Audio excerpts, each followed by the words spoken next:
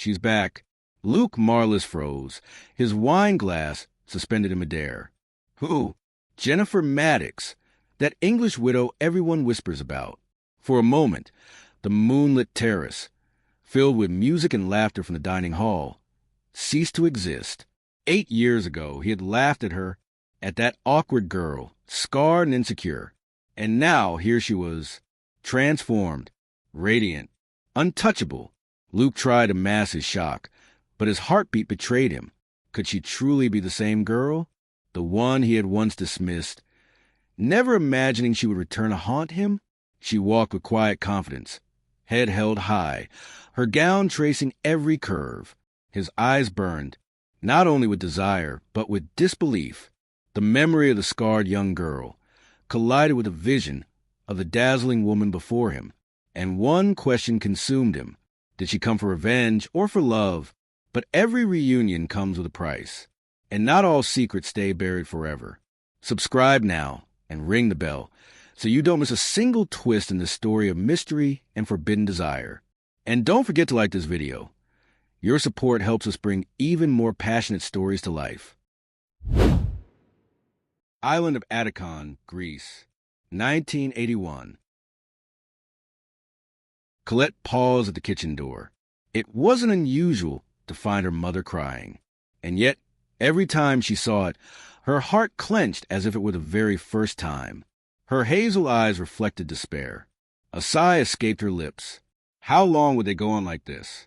How long could they endure this prison disguised as a home? "Mother," she whispered, letting her bag slip to the floor. She rushed to the sink, where her mother leaned for support, worn down, her face marked by time and sorrow. What happened now? Was it him or Lana? Her mother sighed, weary. It was Lana. "Your stepfather hasn't come home yet," she complained, "because I didn't clean her room. But I'm not feeling well and—" Colette gently took her mother's hands. "Are you sick, Mama?" "It's nothing serious. Just a headache and this back that never lets me rest." She straightened with effort, pressing her damp hand against her lower back. "I wish I could rest for a while. Maybe take a vacation. But that's impossible. And even if I did, I would only return to all this." Colette wrapped her in a tender embrace and kissed her cheek. "Come, sit down. I'll make you some tea." She guided her mother to the sofa in the living room. But deep in her heart, Colette burned with revolt. How much longer? She kept asking herself. In the kitchen, she filled the kettle. She tried to focus on the tea, but memory struck her like a blow. Luke Marlis, the foreigner who had so suddenly appeared in their lives. The tall man with dark, arrogant eyes, carrying with him an air of dangerous mystery. It had taken only one look from him to make her heart race like never before. But Luke wasn't interested in her. It was Lana who occupied his thoughts. Always Lana. Beautiful, elegant, haughty. 25 years old, her eyes gleaming with calculated charm. While Colette at 17 still felt like a child, marked by the scar that ran from her nose down her neck. The whistle of the kettle snapped her back. She prepared a tray with the finest porcelain from the cabinet, carefully choosing a pressed linen napkin. When she returned to the living room, her mother looked at her in surprise. "My dear, those cups. Why keep them hidden if we never use them? You deserve something beautiful, too." But before they could enjoy that small moment of tenderness, a sharp voice cut through the air. "How dare you use my mother's porcelain?" Lana stormed in like a tempest. She wore a dark green suit, her black hair falling in perfect waves. Her beauty carried something almost cruel. "This is an insult," she spat, striding closer. "Those pieces are not meant for clumsy hands." Colette's control shattered. Consumed by anger, she hurled the saucer to the floor. Then the cup, then the plate. "This is what I think of your mother's treasures." The room froze in silence. Her mother covered her mouth in horror. Lana stared at her, shocked. "You'll pay for this," the stepsister screamed. "When father comes home, I swear you'll regret it." Her mother intervened, desperate. "Colette, my daughter, you shouldn't have." But Colette lifted her chin, her eyes blazing. "I was provoked. I can't stand watching you being humiliated. The hours that followed were a nightmare. Lewis Whitney came home, and after hearing Lana's version, his eyes blazed with fury. When Colette tried to defend herself, he seized her arm, twisting it brutally. "You insolent girl," he roared, his mouth frothing with rage. "I should mark the other side of your face, so you'll learn never to defy me again." His shove slammed her against the wall. Her mother trembled, defeated. Colette's body ached, but stronger than the pain was the fire of revolt igniting in her chest. "One day I'll leave this place," she promised herself, "and I'll never let anyone treat me this way again." That night, however, there was no escape. The weight of the walls seemed to crush her. And still, when Luke came to pick up Lana, Colette's heart raced. She greeted him at the door. His gaze slid over her with indifference, and her cheeks burned with shame. She longed to say something, anything, just to prolong the moment. "It must be wonderful to live on an island," she ventured timidly. He regarded her, curious, his eyes flickering briefly to the scar. A quick contraction betrayed his discomfort. Colette lowered her gaze, mortified, and then Lana descended the stairs, radiant, claiming the moment for herself. Luke smiled at her, and Colette's heart shattered in silence. Upstairs, hidden in tears, she still heard his incredulous voice when Lana said, "My stepsister has a crush on you, Luke," and a reply that tore her soul apart. "A crush on me? Ridiculous! She's still a child, and with that horrible scar. How could any man think of her romantically?" Colette's world collapsed inside her, and for the first time, she understood that love could be both dazzling and cruel. The cafe of the small restaurant was filled with warm light and the scent of freshly baked bread. Mariel and Colette sat at a table near the window. Outside, the afternoon rushed by. Inside, Colette still carried the weight of the night before. He really said that. Her voice was barely audible, as if I were incapable of inspiring any tenderness. Mariel gripped her cup tightly. If I'd been there, I would have smashed the rest of that tea set. And as for Luke, arrogant doesn't even begin to describe him. Colette tried to smile. "I think he likes Lana. Last week, he gave her a gold bracelet. And when they went to London, I'm almost sure he bought her French dresses." "Jewelry and dresses don't mean commitment," Mariel retorted. "I bet while he's giving gift to one, he's buying trinkets for another. He disappeared for a few days, didn't he? Did he even tell Lana where he went?" "She never tells me anything. We hardly speak." Colette sighed. "All I want is to get Mother out of that house." "I understand you. My mother was furious when she found out the money for our house was gone. She doesn't believe that story about bad investments. Neither do I." Mariel softened her tone, bringing lightness. "Enough sadness. On the 29th, Jane's having her birthday party. Nothing fancy, but you have to come. Bring your mother, too." Colette hesitated, and the shadow in her eyes did not escape Mariel's notice. "I'll talk to her." "Thank you, Mariel." The party was simple and joyful. Friendly people, soft music, dishes made with care. Colette felt as if she were breathing fresh air after a long time, so different from the pretentious circle of Lana and her stepfather. When Davy Maddox arrived, Mariel brought him over. "Remember Davy?" Colette blushed faintly. He smiled warmly, holding her hand a moment longer than necessary. "Mrs. Vincent is serving buffet style," Davy said cheerfully. "Save a table for us, Mariel." "Already done." Mariel winked. "In the corner, behind the vases. And don't miss the ham with mushrooms. I made it myself." The music began, the rug was rolled back, and Davy invited Colette to dance. At the center of the room, Jane spun happily with her fiancé. For the first time in weeks, Colette let herself be carried away. "Having fun?" Davy asked. "Very much. And so is Mother," she replied, her eyes glowing. She avoided speaking of life at the Whitney house. Davy, however, knew more than she imagined. His gaze grew serious. "Does your mother run the house all by herself? It's far too much for one person." Colette lifted her face. There was understanding in his gray eyes, and it moved her. Mariel reappeared, cheerful. "You too, table reserved. If you don't serve yourselves now, the best will be gone." Davy prepared Colette's plate, attentive. She noticed his care and, for a moment, allowed herself to believe she could be loved. Then, like a cold gust of wind, the memory of Luke swept in, indifferent to her. Always Lana. Mariel often said, "That man doesn't know how to love." And Lana, well, Lana is harder than stone. "What are you thinking about?" Davy asked gently. "About Luke and Lana. Wondering if they'll get married. I've heard he's not the type to marry for love. Maybe for an heir. He's rich, yes, but I doubt he'd choose Lana." Colette fell silent. She could never have him. Even so, it comforted her to imagine that Lana might not either. It was past midnight when Colette and her mother returned home. Louis was waiting, his face hard. "Where were you?" Rennie faltered. Colette answered, "At Jane's birthday party, Mariel's sister." Louis cast a cold glance at Colette's velvet dress, bought on sale, and at her mother, whom she had helped fix up a bun and a soft touch of makeup. "Do you know what time it is?" Colette bit back a reply. Rennie tried to soothe him. "We helped Mrs. Vincent clean up. Sorry for the delay. Inconvenient." Colette lifted her chin. "You weren't even home. At least tonight Mother didn't have to serve you."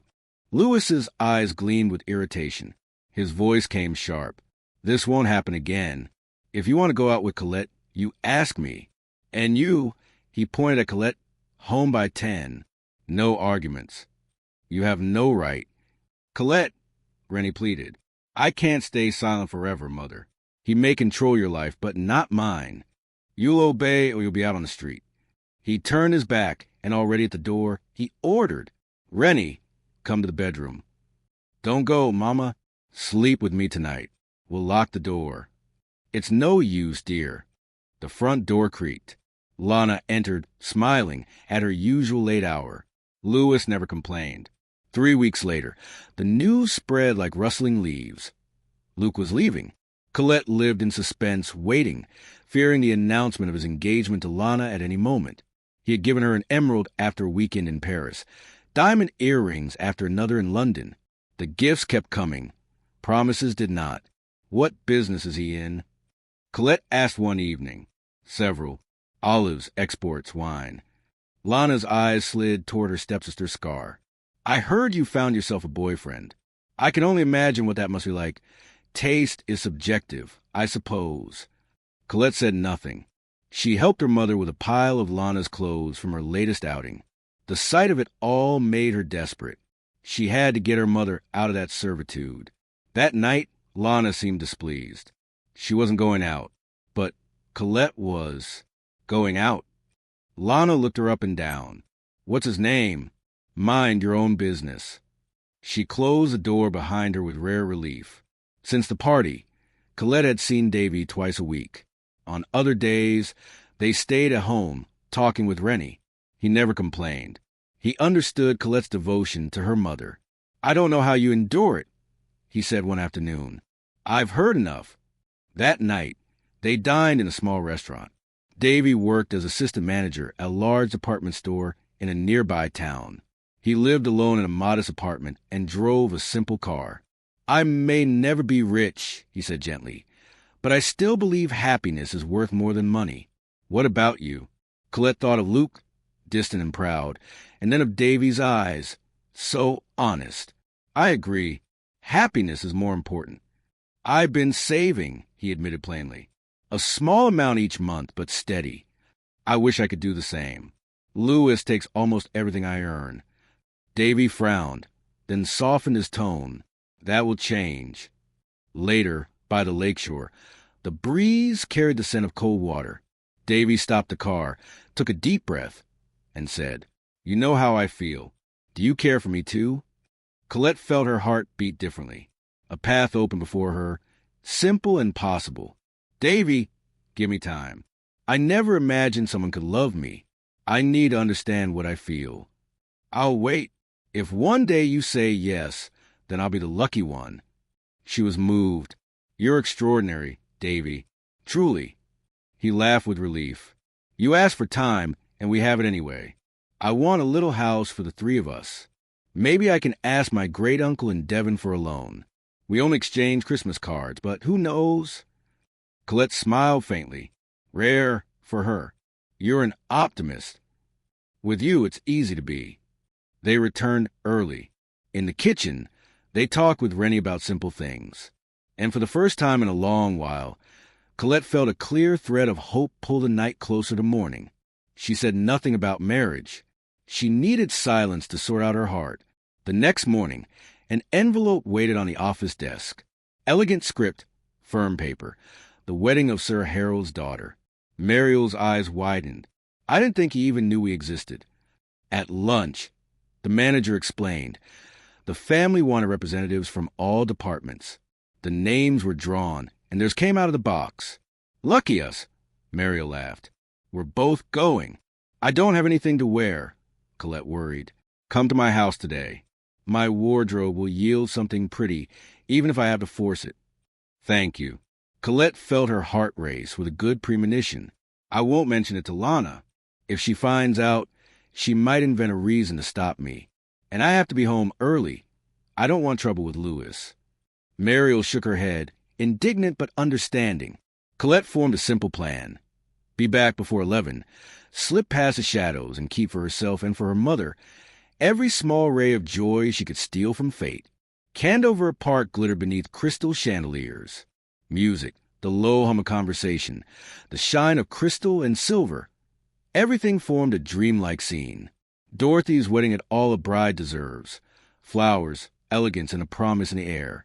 Colette entered beside Mariel, trying to hide among dresses and smiles. The memory of Davy crossed her mind. The proposal, the simple little house, the hope of a beginning. If she said yes, there would be no luxury, no lace gown. There would be furniture, bills paid, peace. For a moment, that felt like enough. You've gone pale, Mariel whispered, catching her shiver. It's Luke, Colette murmured. He stood by the bar, talking with a guest. The impeccable suit, the white shirt setting off his sun-browned skin, black hair combed back. His presence seemed to command the room, as if by intention, and yet he appeared indifferent to it all. What a coincidence, Mariel said, curious. Is Lana with him? I haven't seen her. She went out early and didn't come back to change. Better that way, Mariel smiled. Less storm. A friend called Mariel out to the garden. She drifted away, light-footed, leaving Colette alone, and caught in the pull of that man. Inevitably, Luke felt the gaze that followed him. He turned his head and found her. To Colette's surprise, he came toward her. Colette, I didn't expect to see you here. Heat rushed to her face. The dress, kindly loaned by Mariel, was a bit loose. Suddenly everything fell out of place. Everything except his look, attentive and impassive. I was surprised, too, she managed. I've known Sir Harold for years. Oh, yes. And you? How did you end up here? I work for Hornby's firm. They drew 2 names, and mine was one of them. He nodded, swirling the liquid in his glass, as if to pass the time. The party is beautiful, Colette ventured. Dorothy looked wonderful. Every bride looks pretty, he replied, a light irony in his voice. It's amazing how women change when they're dressed for a big day. Dorothy has always been pretty. Silence settled between them with a new weight. Colette shifted, trying to conceal the scar. And, against her will, imagination ran free. Those long, steady hands, the certainty in his movements, the discreet scent he wore. A shiver skated over her skin. Startled by her own boldness, she thought of Davy to steady herself. May I get you something to drink? Luke asked, noticing her empty glass. What would you like? Tomato juice, please. He returned with a translucent red drink. The first sip burned slightly. Her head swam. Luke noticed. Sit for a minute. He guided her to a sofa. That's not tomato juice. It's vodka and tomato. You sip it slowly. I was thirsty. Vodka doesn't quench thirst. It tastes awful, she said, making a face. Mariel said the same. To me, it has no taste. He stood. I'll get you a lemonade. Colette watched him go. Steady stride, quiet self-assurance. What drew her so much? It wasn't kindness. She knew that. It was strength. And the riddle that seemed to surround him. The inferiority she felt beside him hurt, and yet it pulled her like a tide. He came back with a lemonade and, to her surprise, sat beside her. Better? Yes. Thank you. Be careful with the champagne when they toast. Do I really have a toast? Everyone toasts the couple. A half smile. And I promise to watch your glass. She risked another question, buoyed by a new, fragile courage. You and Lana, are you still seeing each other? Still is an exaggeration, he answered calmly. It was only a few months. But you bought her gifts. Pretty things don't mean promises. His gaze drifted across the room. The words hung there, enough to soothe and confuse Colette's heart. There was no love for Lana. There was convenience, pastime. And still, none of it belonged to her. At supper, the candelabra scattered starlight across the glasses. Colette sat beside Luke. Cut crystal, old silver, the aromas from the kitchen, everything felt heightened. How wonderful, she whispered, unashamed of her delight. It is, he admitted, without a trace of mockery. Before Mother's marriage, we lived simply, Colette said softly, lowering her eyes. Sometimes I miss when everything was lighter. Your stepfather seems a hard man. Is it that obvious? It is. Came garlic shrimp with wine, then a delicate soup, then fish, each course arriving in flawless sequence. Colette only touched her lips to the wine for form's sake. Amused, Luke said he wasn't willing to carry her to the door. She thought in secret, I wouldn't mind. The music returned, brighter. Colette knew it was time to go, but his first invitation made her lose track of time. It's very warm in here, he said. Shall we take a turn in the garden? She could hardly believe it. To step out with Luke under the clear sky, among flowers and stones that kept their own stories. They descended the marble steps. The garden breathed the scent of roses. Luke plucked one, and for an instant Colette felt like a heroine in a romance. She brushed his hand lightly. He turned his face. She drew back, ashamed. His gesture was simple. Come on. It's late. The rose slipped from his fingers and fell. Colette picked it up. You dropped this.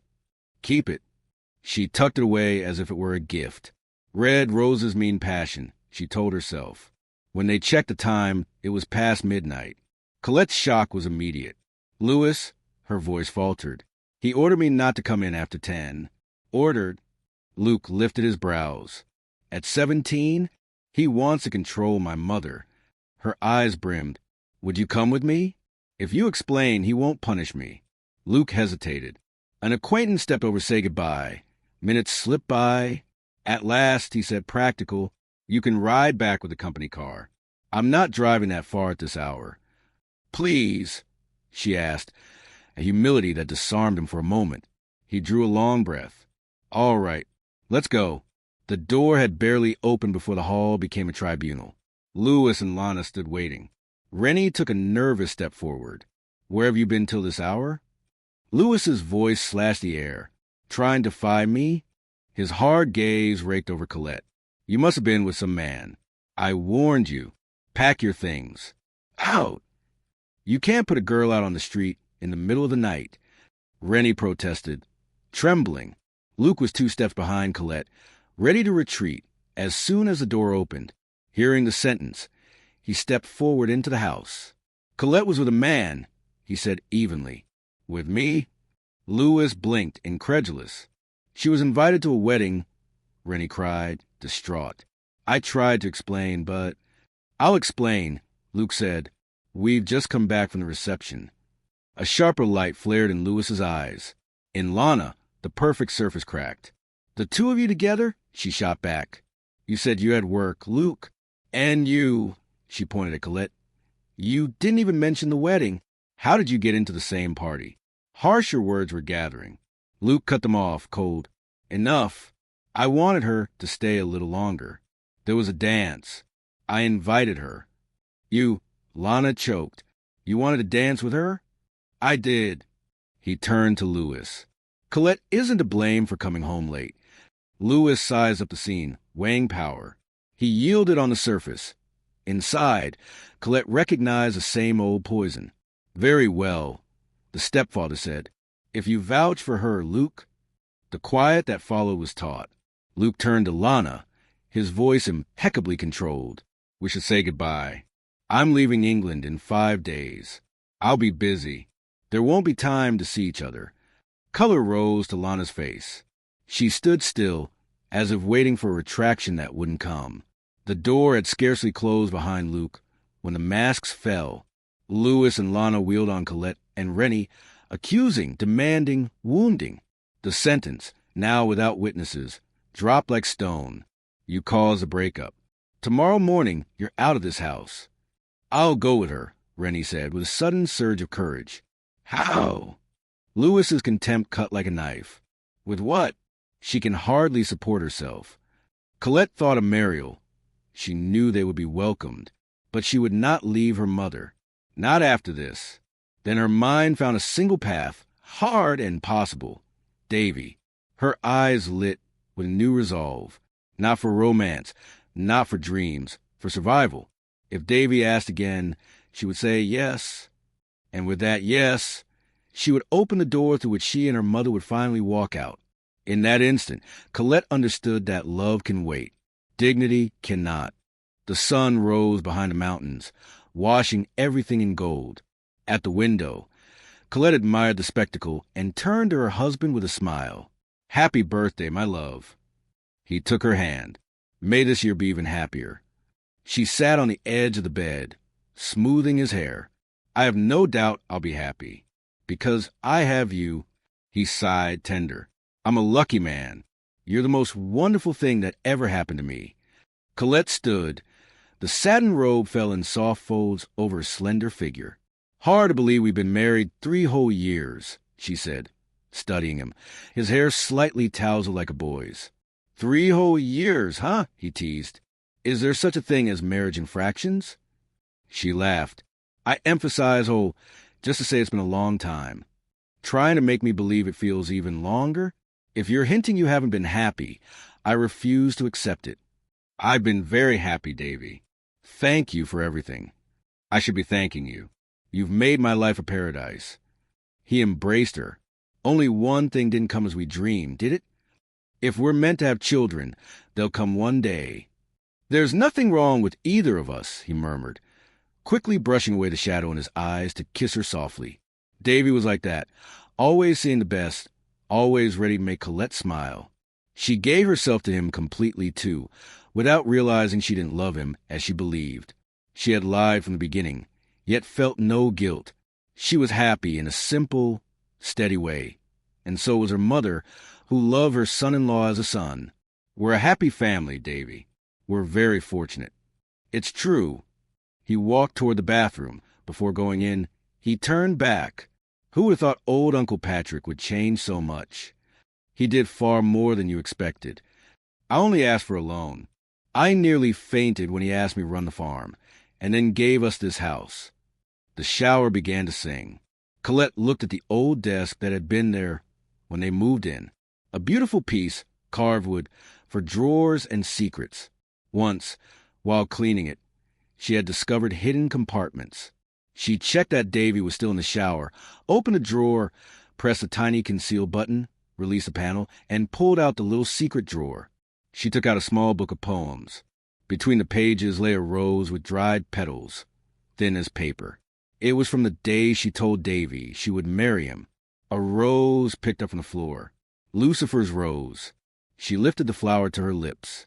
Would she ever have the courage to throw it away? Foolish to keep that memory. 21 years had passed. She should have more sense than to think of a man who had surely forgotten her. Darling. Davy called from the bathroom. Yes. I can't find towels. I'm coming. I left them in the cabinet by the heater, so they'd be warm. Wonderful woman. At breakfast, she received her gifts. From her mother, a chain with a locket. From her husband, a pearl necklace. They say pearls bring tears, my love, he smiled. But that's nonsense. These will bring you smiles for a lifetime. They're beautiful. Oh, Davy, I'm the happiest woman in Devon. A little later, when the maid turned on the vacuum and the noise filled the house, he suggested, why don't you visit Uncle Patrick? You'll escape the racket. Patrick Blaine's house was one of the loveliest in the county, though tired with age. The old bachelor had lived there for more than 40 years. His housekeeper, Maisie, a plump Scotswoman, never admitted her age. Davy joked she had the same as her employer. She pretended to be offended. It was Maisie who opened the door. "Mr. Patrick is waiting for you in the parlor." "At last." The old man smiled, motioning to the chair beside him. 21 today. A marvelous age. And you're a marvelous young woman." Colette blushed. Like Davy, he seemed not to see the scar. She was learning, little by little, that for those who matter, some marks do not weigh. "How are you this morning?" she asked, noticing a discreet weariness in his eyes, a faint bluish tinge around his mouth. "Well, my dear, but I'm getting old, and no one lives forever." "Don't say that. If you're not well, I'll call the doctor." "No need." She changed the subject. "Davy and I were saying how lucky we are. The house, the work. When I'm married, I thought we'd be poor all our lives. Instead, we're doing well. Not as rich as you will be. Not yet. For now, you're comfortable." He paused as if short breath, then went on. "When Davy wrote asking me for a loan, my first impulse was to tell him to go plant potatoes. Then I thought, foolish to deny anything to my only heir. He didn't know that. Of course not. We never had much in common, and I planned to leave everything to charity. But when he said he would marry, I changed my mind. Then he brought you. My memory fails me, but I remember your story, your stepfather. He threw you out, didn't he? His loss. My gain. From the first moment, I was taken by your purity and your character. It was because of you that I offered the position to Davy." He rose with effort. "I've kept something for your birthday. Along with the farm, I inherited jewelry that always sat in the bank. I had them brought to give you." He moved a painting aside and revealed a built-in safe. Minutes later, velvet cases opened, diamonds and sapphires with bracelet and ring, an emerald bracelet, teardrop diamond earrings with matching hair slide, a solitaire, a ruby set with tiny pearls, a wedding band. "It can't all be for me." Colette stepped back. "I'd be afraid to wear them." "Nonsense. They're insured. Jewelry was made to be seen, not to mold in a vault." He picked up a necklace. "Come on, try." He stopped when he noticed the pearls. "Those are new, aren't they?" She nodded. "Davy gave them to me today." "Aren't they lovely?" "Pretty, yes. They suit you. I've just never been a fan of pearls. Very small ones, perhaps, but... And this locket was from my mother." She showed the chain, happy to unite the two gifts. "Perhaps it isn't the ideal moment for so many jewels," he smiled, "but I couldn't resist giving you something truly valuable on your 21st birthday." Colette said nothing. The pieces were dazzling, but she couldn't picture herself wearing them. "Take everything now," the old man urged. "Davy and your mother know you. They'll love the gift because it came from me, not for price." His eyes grew moist. "You know the true value of things." She flushed, moved. You really want to take them?" She would rather they stayed there. But she didn't want to hurt him. Where would she keep them? In the secret drawer? She shook her head. That hiding place guarded only one treasure, and foolish as it was, it shared space with nothing but her rose. Less than a week later, Maisie phoned, stricken. Uncle Patrick had fallen asleep and not awakened. "He seemed ready," she told Davy. "He kept saying he was tired." "He died peacefully." Davy tried to comfort her while Colette wept. The old man's absence left a void. He had been friend and confidant. One day, with bright eyes, he had said, "You have a secret, my child. A very important one. Will you tell me?" "I can't, Uncle Patrick. Not to anyone." "It makes you sad sometimes." Colette didn't answer. From then on, he treated her with double tenderness. She visited every afternoon. He apologized for not having them live in a mansion. He had his old habits and quirks. With Davy, he was more grandfather than father. With Rennie, gentle and compassionate. He had heard, through Davy, of the hardship she'd endured with her second husband and stepdaughter. Over 3.5 years, Colette told almost everything.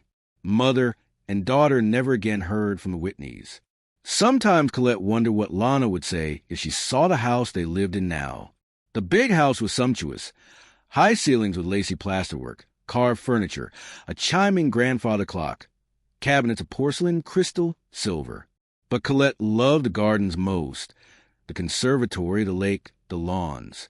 Everything was a bit neglected. Davy was always busy with the farm, and the uncle called the rest unimportant things. "When this house is yours," he used to say, "I know you'll make it elegant again." 2 months after his death, they moved in. The smaller house went to Philip, the capable foreman, and Susan, who cared for conservatory. The will left everything to Davy and still provided generous sums for Colette and Rennie. "If Louis could see us now," her mother said, "he'd grind his teeth with hate. I never thought I'd live like this." "Neither did I." Colette smiled, straightening the lace in her mother's room. Rennie seemed younger. She had no idea the tears her daughter shed when she thought of fate that might have been hers if she'd been as pretty as Lana and if Luke had loved her. 3 years of a happy marriage hadn't silenced certain dreams. She could still feel, sometimes, the warmth of Luke's arms at Dorothy's wedding, as if it were yesterday. She felt no guilt. She had been a devoted wife, and Davy, the happiest man in the world, as he often said, was a reward for every sacrifice. Uncle Patrick had an old Buick that was kept in storage. Davy only drove it when he took his uncle for a spin. The jealousy over the relic was such that Colette used to joke, "How's your baby, Uncle?" "Jealous," he'd volley back. "Will you let me drive a little? Davy is teaching me." "Not you. Davy I trust. No woman lays a hand on my car." When we arrived, it was covered in dust. "I know." The gardener promised to tend to it, then slacked off. Much as she loved him, Colette recognized the old man's frugality.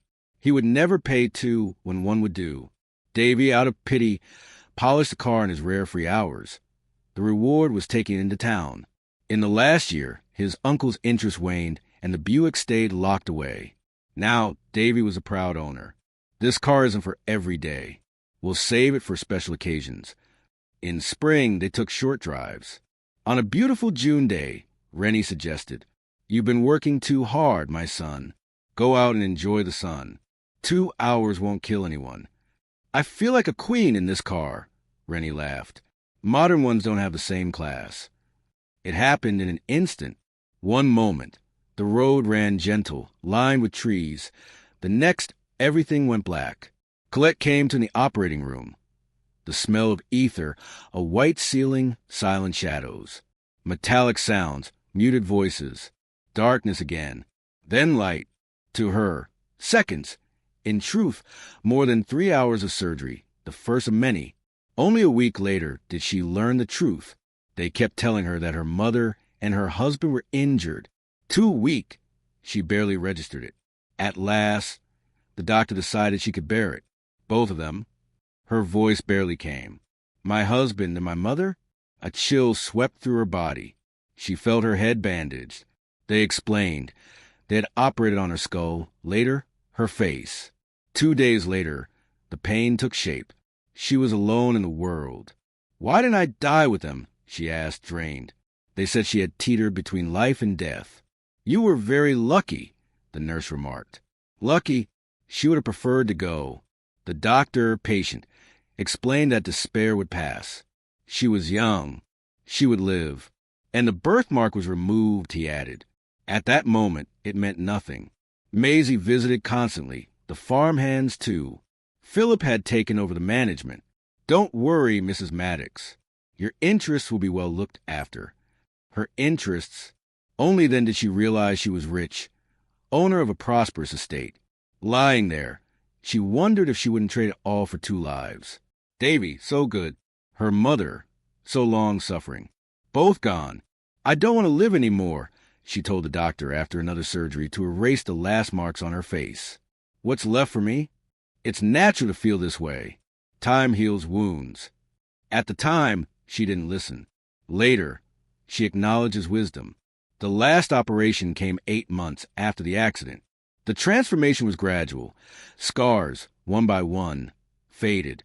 In the mirror, a new face. If Louis or Lana saw her, they wouldn't recognize her. We adjusted the nose as well.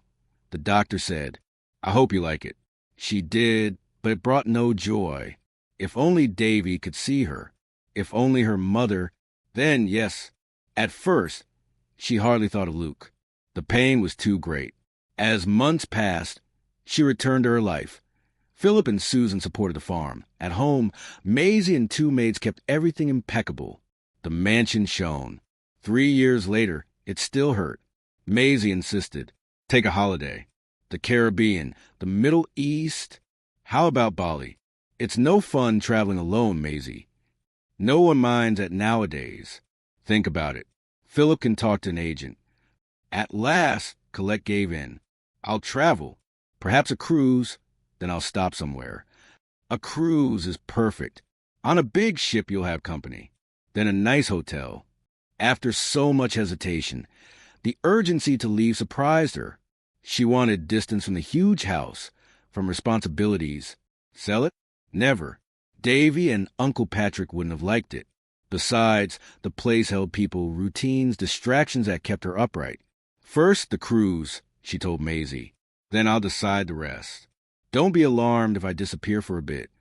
I don't like the idea, Maisie confessed. How will we know you're all right? I'll send postcards. It's strange, Colette.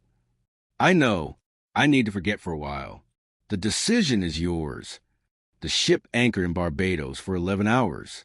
Colette, tanned and buoyant, went ashore with a couple she'd met on board.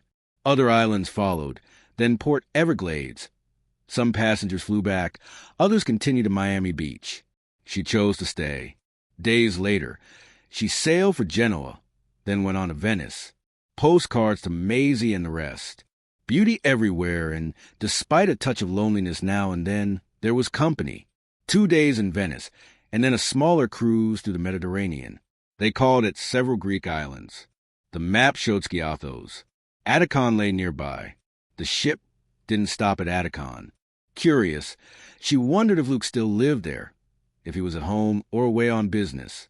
8 years had passed. Perhaps married, with children. She brushed the memory aside, almost annoyed. She was 25. It was time to be sensible. The siren sounded. Many assumed it was a drill. But that wasn't on the schedule, remarked a young man who'd taken a determined interest in her. It's a real fire, someone shouted. The captain's calm voice echoed. A small blaze in the engine room. Nothing serious. Everyone should put on life jackets and proceed to the lifeboats. Corridors filled, panic loomed and receded. The young man regretted they were assigned to different boats. He suggested they stay together until boarding. Colette refused. If everyone disobeyed, chaos would follow. She ran to her cabin to fetch her jacket. To her horror, there was smoke along the way. Was it more serious than they said? She couldn't spread the word and cause panic. She reached the cabin. The air was heavy, the heat suffocating. She grabbed the jacket and tried to return through the smoke-choked corridor. The fire was gaining ground. The other direction offered no way out. Trapped. Oh, God! She considered running through the flames. Perhaps she could make it. She pushed forward. Farther on, the ceiling had collapsed. No escape. She stumbled back into the cabin, terrified. Smoke clawed at her lungs. Heat seared her back. Pain in her chest. The porthole. The cabin opened toward the deck. She pounded on the glass. A sailor saw her, grabbed an iron bar, and smashed the window, with the jacket in hand. She jumped with his help. Flames already licked the cabin. The lifeboats were packed. Behind her, fire and smoke. Ahead, the sea. Jump.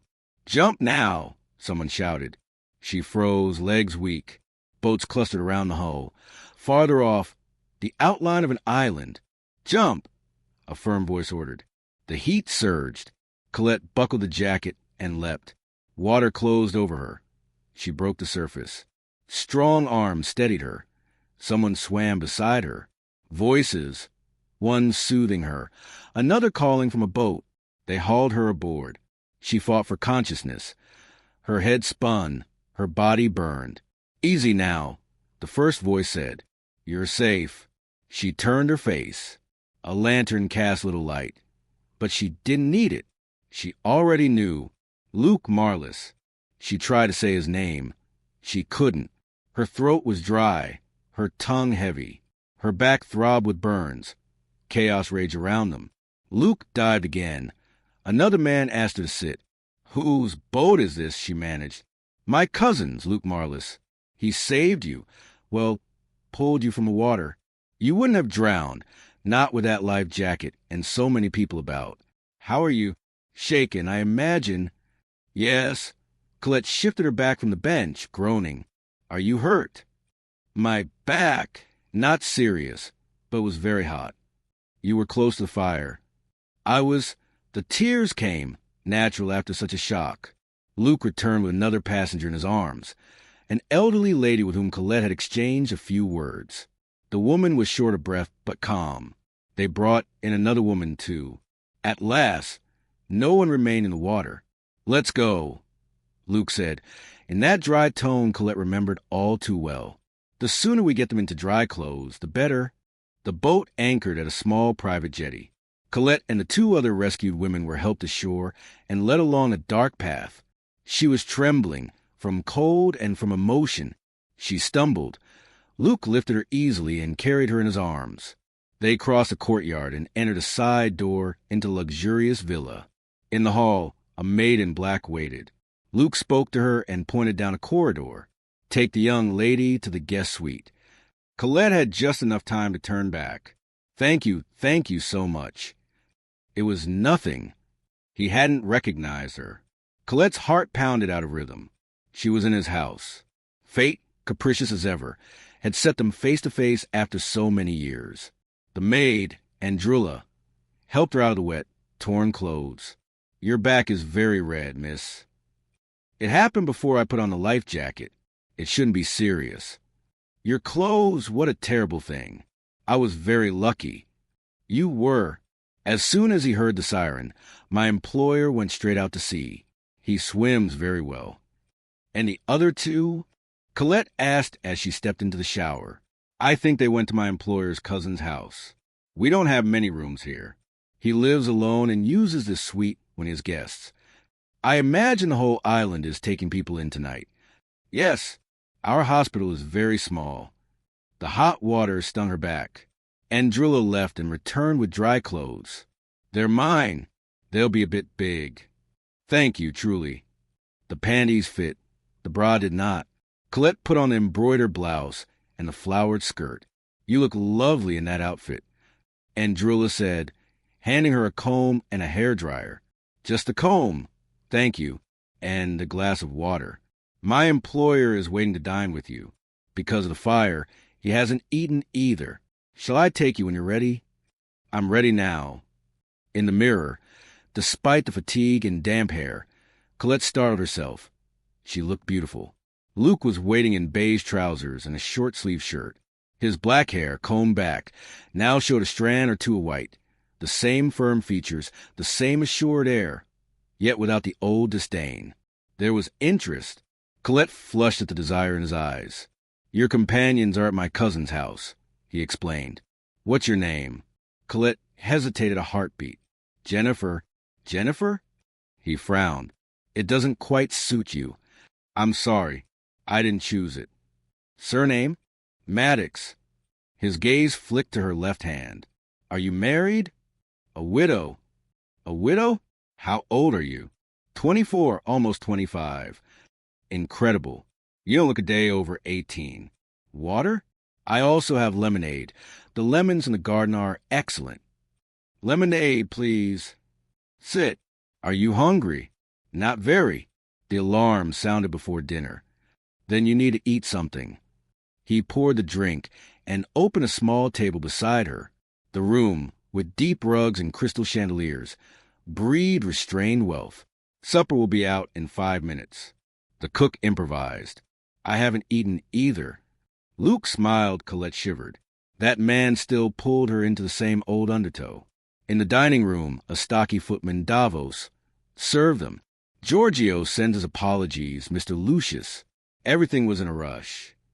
"If it's edible, it'll be a miracle," Luke joked. But Giorgios is usually a genius. Seated across from him, Colette felt his gaze fixed on her face. A womanizer, she thought. He must have someone. But why hadn't he married? Didn't he want an heir? How did the fire start? He asked. We didn't find out. The captain's voice was calm at first. To avoid panic. The fire's under control now. He studied her. The company should send another ship if one's available. It's high season. They won't leave us here, will they? Anxiety rose in her voice. Do you have urgent engagements? No. Then delaying your return won't be a problem. Colette avoided his eyes. No trouble at all. In that case, stay as my guest. Epitrepsate Maunat Eseas Proscolesso. What? I only asked you to accept being my guest. Do you accept Jennifer? I don't even know you. We can fix that quickly. Why would you bother to host me if we're strangers?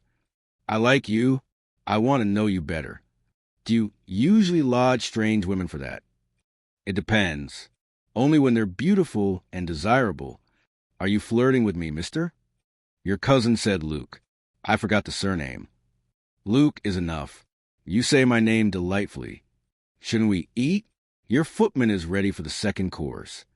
Davos serve when I tell him. The familiar arrogance. My servants don't take liberties. Colette lowered her eyes. The same man. But now he found her attractive. How long would that last? How long are you inviting me to stay? She asked, a smile at the corner of her lips. Hard to say. Because you don't know how long it would take to tire of me? You catch on fast. For a moment, I thought you didn't understand men like me. Womanizers, cynics, libertines? No, Luke. You frighten me. You rush things. I admit I'm direct. No sense wasting time. You're honest. And because of that, I refuse your invitation. I'll go to a hotel. You really think you'll find room at the only hotel on the island with 400 extra people here tonight? Aegean doesn't live on tourism. It's hard to book a room at the best of times. He shrugged, tasting the salmon. You have no choice but to accept. Do you travel much? She deflected. A lot. Business across Europe. England as well? Naturally. And do you intend to go soon? Not in the coming months. Why? Curiosity. She smiled. I'm from Devon. Beautiful place. I've been there. Where do you live? About 20 kilometers from Exeter. Tell me about your house. Davos stepped up to clear Luke's plate. Luke stopped him. The ladies first. But the footman obeyed, bewildered. How long have you been a widow? Luke returned to her. More than 3 years. What happened? Car crash. Were you with them? The truth flared. The surgeries, the old scar. If she told him, would he recognize her? Would he lose interest? And why did that sting? She had no intention of being just another. Even so, the thought hurt. She wanted his admiration. She wanted to be desired. I wasn't in the car, she lied, her voice tight. My mother was. They both died instantly. And you were left alone. There was tenderness in his eyes. Compassion. Colette hadn't expected that. Warmth spread through her chest. You're young and far too beautiful to mourn widowhood for the rest of your life. You need to learn to live again and to love. Time heals, she answered softly. Everyone says so. Why this cruise? To clear my head. My housekeeper insisted. I went to the Caribbean, then Miami, Genoa, Venice, then the Mediterranean. Your husband left you well provided. Yes, his great-uncle left a large estate. It's mine now. She remembered the jewels in the ship's safe. Were they lost? It didn't matter. What mattered was being alive. And here, before the Greek who had once felt unreachable, she smiled. Her honey-colored eyes gleamed, teasing. Luke lost his breath. Silence thickened, electric. Davos broke the spell. More champagne, Mr. Lucius? I'll pour. The dry impatience. Come back only when I call. Luke lifted the bottle from a bucket and filled her glass. Silence returned. He leaned in slowly. His face drew close. Colette felt the old thrill skitter across her skin, the same side where the scar had once burned. She lifted her gaze, tender. He was surprised but didn't hesitate. He framed her face in his hands and set a sweet kiss on her rosy lips. Color flooded her cheeks. Her eyes shone brighter, her whole body humming. What was she doing? The champagne, the candlelight, the scent of flowers, and, above all, his spell. "Finish your dinner, Jennifer," he murmured. Was it like this with Lana? And would the ending be the same? She pushed the thought away. "I'm not hungry, Luke." "Then leave it. Would you like to lie down? It's been a terrible day." "It has." "I'll wait for you to finish and—" She sipped the champagne. "It's so smooth." "Drink it slowly. You're falling asleep." "I'm fine." She straightened, trying to look alert. "You said 25, he smiled. "You're still a girl. I'd give you 20. A woman never rounds her age up, Luke. If I say I'm almost 25, you're a little tipsy. I'll end up carrying you to bed." "I'd love that." "You're asking for it. Shall I seduce you, too?" "I don't think you're that type." "All men are that type, Jennifer." "Jennifer? Who's Jennifer?" She laughed, distracted. "You are. You told me that was your name." "Do you like my name?" His eyes narrowed, suspicious. "Is it really your name?" "I said it didn't suit you." "I'm sorry if you don't like it. What name do you prefer?" "It's long past bedtime. I'm taking you. I'll finish dinner later." He lifted her easily. Colette rested her head on his shoulder and slipped her arms around his neck. In the bedroom, Luke laid her on a sofa by the window. "I'll send Andrilla to look after you." He studied her, lovely, flushed, eyes bright. "A pity the champagne went to your head so fast. Perhaps I'm a fool, but my conscience obliges me to play fair in a situation like this." When she woke the next morning, Colette felt a quickened thrill. She remembered the romantic candlelit supper, the whole setting, the table laid with silver and crystal, the delicate flowers, the soft Greek music in the background, everything that conspired to create an unforgettable atmosphere. Luke! He had found her attractive. Over the last 3 years, after the surgeries had transformed her, she had often noticed looks of admiration where before people pass her as if she were invisible, or worse, pretended not to see the terrible scar or stared at it with pity. She recalled Lana's ironic question about a boyfriend. Her sister would never meet Davy. The morning after that dreadful scene, Colette had gone to Davy. He went back with her to face her stepfather and decided to take both her and her mother away. Lana was not home. Louis barely looked at Davy. Didn't ask where they were going or his intentions. He simply flew into a rage. While they packed, he burst into the room and threatened his wife. If she left him, she wouldn't have a cent and would crawl back on her knees. The threats fell flat. Davy took them to his small apartment, and, in those days, that modest refuge felt like heaven to Colette and Rennie, safe from suffering and humiliation. Soon after came Uncle Patrick's offer, and life ran smoothly. Resigned to a loveless life, Colette accepted her fate calmly, grateful to Davy and determined to make him fully happy. She was never bitter or impatient with him. When her husband asked if she loved him, she discovered, surprisingly, how naturally she could lie. Even so, she cried in secret. Not often, and never for long. She would go to the secret drawer and take out the rose, the stark reminder of the man she had loved. She knew very well Luke hadn't given her that flower, and yet she kept it tenderly. She remembered the night she'd sat beside him at Dorothy's reception, breathless. She'd been 17 then. Much had changed since. She had gained confidence, become wealthy, and the man she loved found her desirable. Could she win him? There was always that notion that even a conqueror would have a last love, that one day he would settle down and have children. She sighed and hugged her knees, reliving the day before. The fire on the ship, the plunge into cold water, the rescue. Luke's image kept returning. Luke carrying her, Luke looking at her, Luke dining with her. She jumped out of bed and checked the wardrobe mirror. Andrilla had laid out lovely nightgowns. She went to the window and drew the curtains. The sun was rising, washing the horizon in gold, red, and bronze. Where was the ship now? Her room faced the other side of the house. She couldn't see it from there. Luke had said the vessel might be saved and that no one had died. She hoped it was true. First, she wanted a bath and to wash her hair. Her back still ached, but the burns were not serious. Her dress was, though, scorched. In the bathroom, Andrilla had prepared everything. Shampoo, talc, lotion, underthings already laundered and ironed. Even her shoes were dry. An hour later, Andrilla knocked and came in with a tray. "Already up?" she said, bustling. "I thought it best not to wake you earlier, after all you went through yesterday." "I've washed my hair," Colette said, eyeing the tray. She had hoped to breakfast with Luke. "Your hair is beautiful. I have black hair. I don't like it. I think it's lovely. You should be proud of it." Andrilla's face lit. A gold tooth flashed in her smile. "My friend, change your hair. How do you say in your language?" She frowned. She made it white first, then red.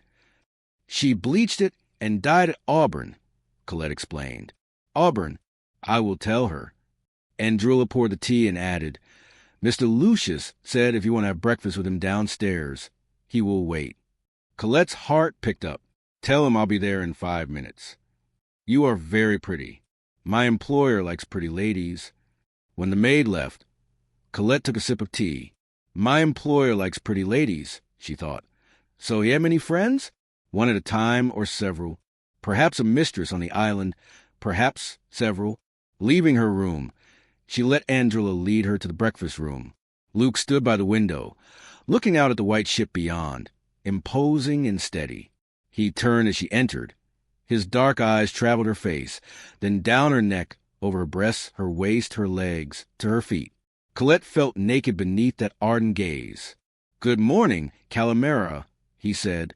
"Good morning," she answered, shy. He smiled, ironic. "Are you ashamed to speak my language?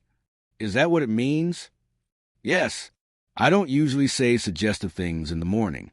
Sit and settle yourself. Do you have a hangover from all that happened yesterday?" "No," she flushed. "No," he corrected gently. "You're enchanting this morning, Jennifer. Your hair wonderful." He lightly lifted a soft, reddish-brown curl. Their eyes met. His held a faint, teasing glint. "Do you always breakfast so late?" She broke the spell. "No, but I wanted to wait for you. What would you like? I can offer fruit." "Yes, thank you." She chose a grapefruit. Luke rang, and Davos brought eggs, bacon, and toast. Luke said his cousin had come early and reported that some people were injured, but none seriously. "The ship is in a mess, but the damage seems less than it looked. We should be able to collect clothing later," he said. "The smoke had already flooded my cabin when I got out," she told him. "I'll see to anything you need," he replied with a light, proprietary gesture.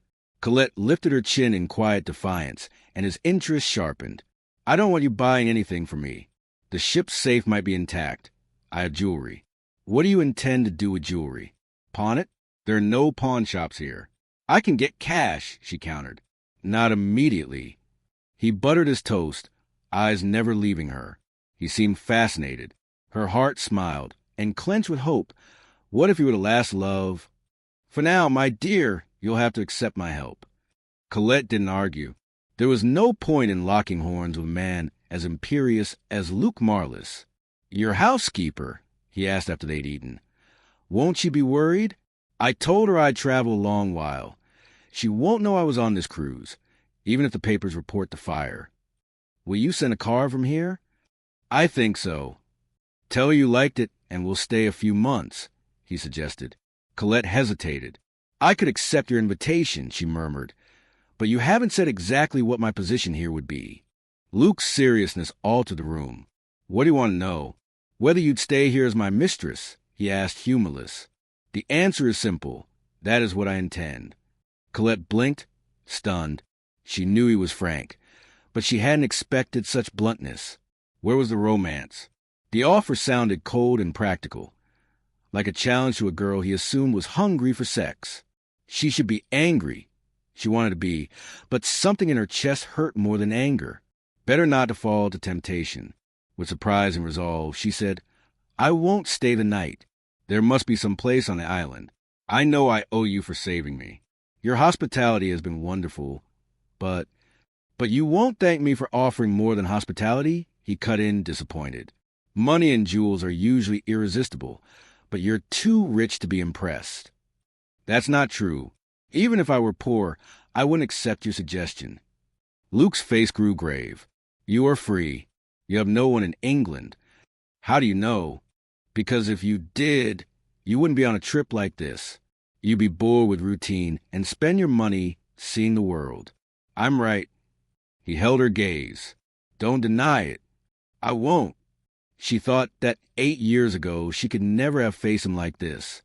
Not clever, sensitive. A fool. Life is for living.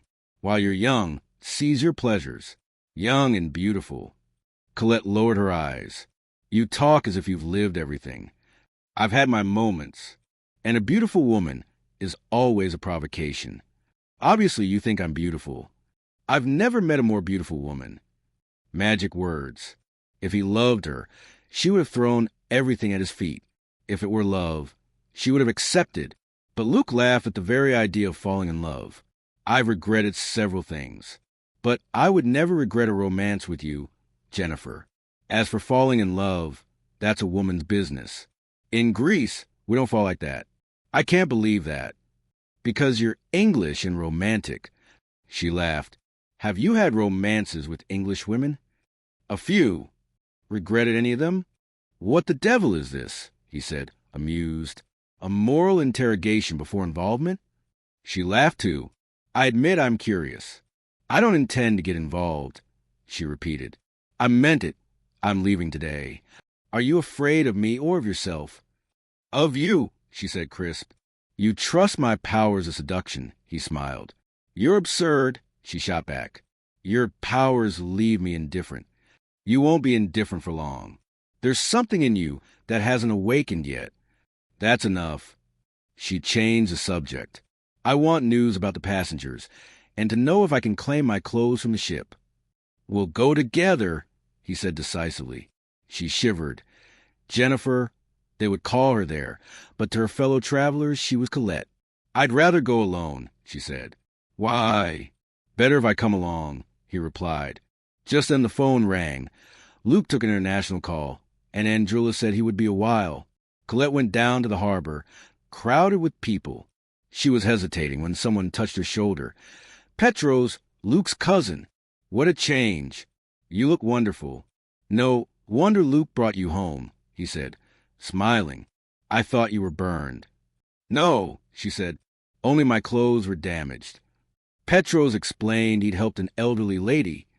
He usually worked at the university in Athens. He offered to take Colette to the ship to recover belongings. At the port's improvised office, she was instructed.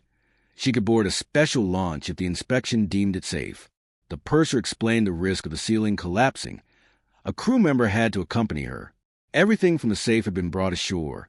She described her jewelry in detail and signed the receipt. She received a sealed envelope with her valuables. Most dresses intact. Several suitcases, too. When the launch returned, Petros was waiting. He helped load the suitcases into his father's car.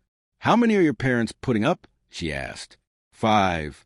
And I exiled myself to the veranda. Luckily it's summer. They drove back to Luke's house. From a height, the view was spectacular. Pines, olive trees, the blue sea, white villas climbing the hills. Petros chatted about Stella Lawgera, beautiful, and likely to be Luke's future wife. Mary, Colette's voice trembled. So he's going to marry? Every man marries sooner or later. Stella is ambitious. She doesn't mind a little girlfriends. Petros laughed. All Greeks are unfaithful, not like you code English. At that moment, Luke's car appeared. He stepped out, imposing. His dark eyes lit when he saw her. You should have waited. How did it go? Did you get help? He asked. Petros helped. I recovered almost everything. Clothes, cash, jewelry. Good. I hear everyone was saved. Some injured were admitted. Atticon is famous now. Where are your things? Luke asked. Jennifer wanted to look for a hotel and wanted to see if you tried your usual line. Petros said, laughing. She's not used to fellows like you.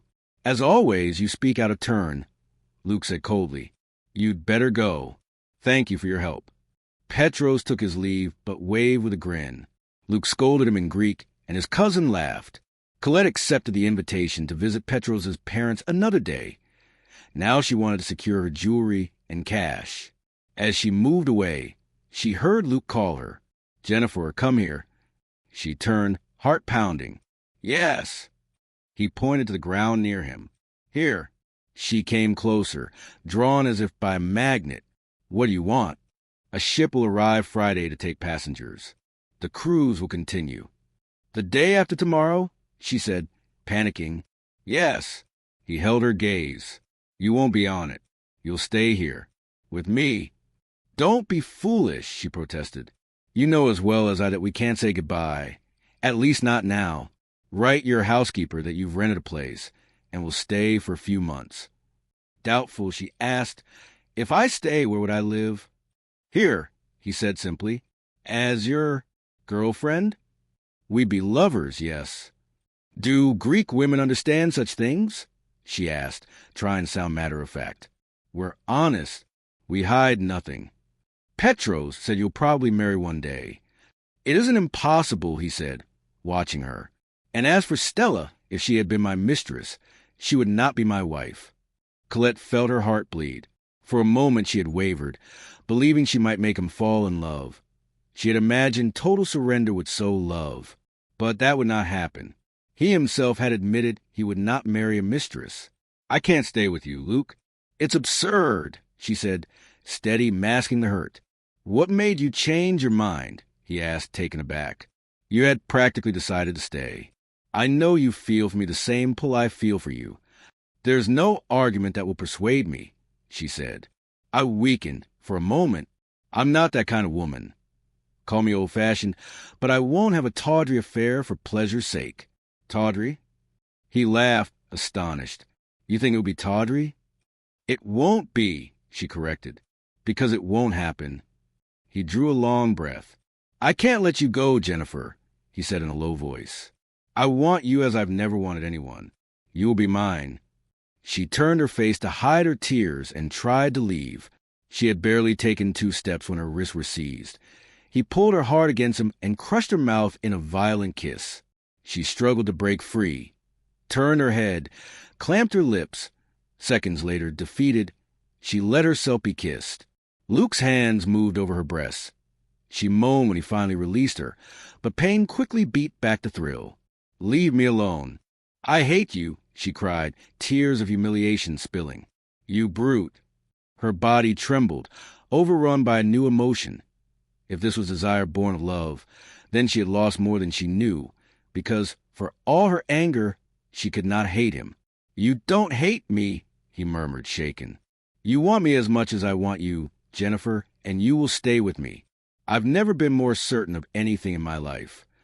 Standing barefoot on the soft white sand, Colette gazed at the anchored ship.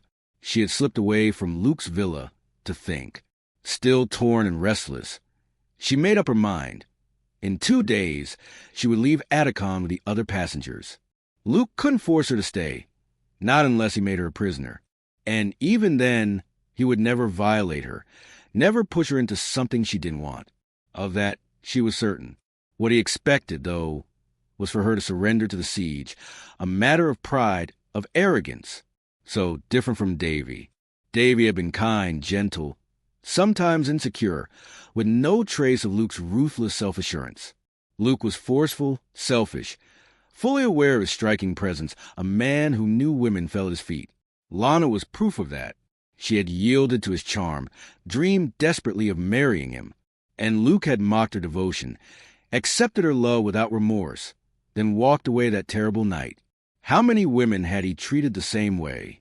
Dozens, no doubt. How foolish, then, to dream of being his last love. He was just over 30, with countless companions behind him, and surely more ahead. Maybe he would never have a last love. He seemed resigned to marrying Stella Laguerra, a woman he didn't even care for, let alone love. She sighed, discouraged, her eyes fixed on the ship. If only the rescue vessel were coming today, not Friday. If only she could leave sooner and forget everything again. She should never have taken this voyage. None of this would have happened if she had stayed home, her safe haven from pain, and from men like Luke Marlis. From where she stood, she could hear the hum of motorboats at the far pier. Yachts swayed gently on the calm water, their red and white sails puffed by the breeze. Fishermen mended their nets. One beat an octopus against the rocks to soften its flesh. Olive groves began at the edge of the beach and climbed the hills, fading into mysterious pine forests, perhaps hiding ruins of ancient temples. The island was alluring, almost irresistible, but she knew she must not stay. A sound behind her broke the spell. "Hello there," Petros greeted warmly. She laughed, glad for company. "Good morning, Petros. Is this your dog?" she asked, stroking the shaggy-eared animal. "Brought him from Athens last summer. He was starving on the streets." "You have a kind heart. Did you hear? Another ship is arriving Friday to take us away." "I hadn't heard.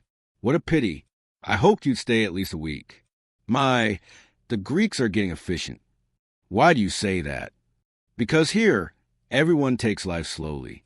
That's why we never age." "How old are you?" 23.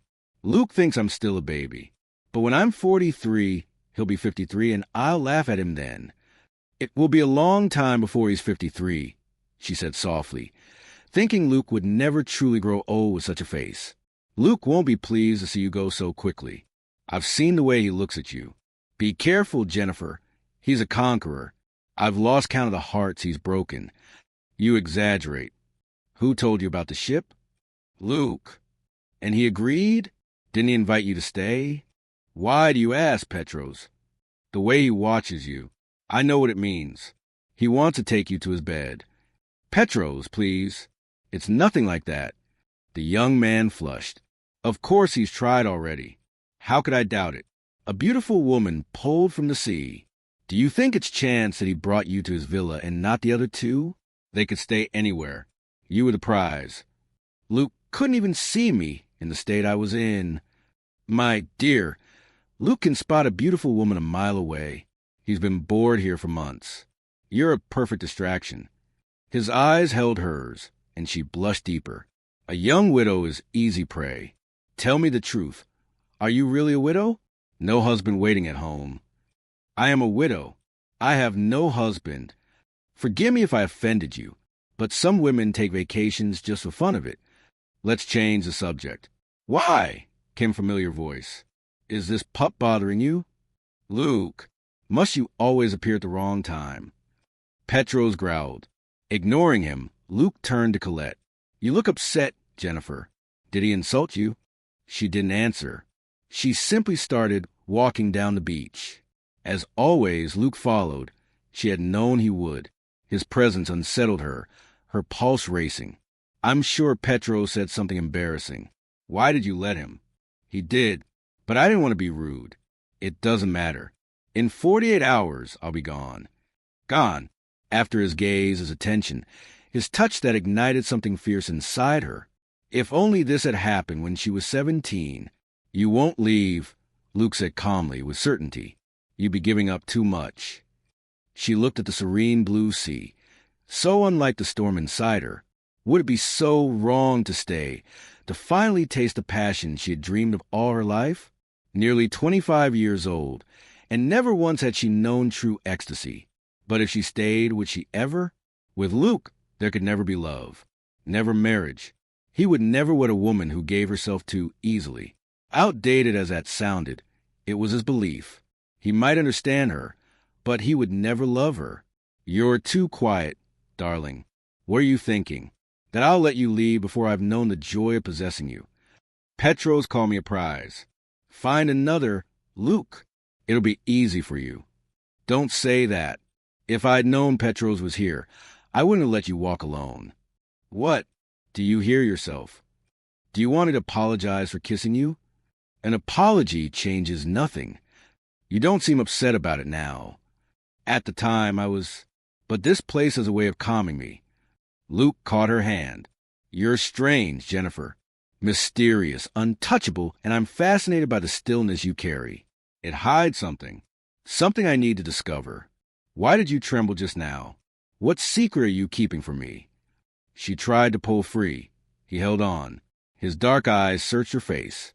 "I've never known a woman like you. Most are transparent, predictable. But you intrigue me, and I won't let you go.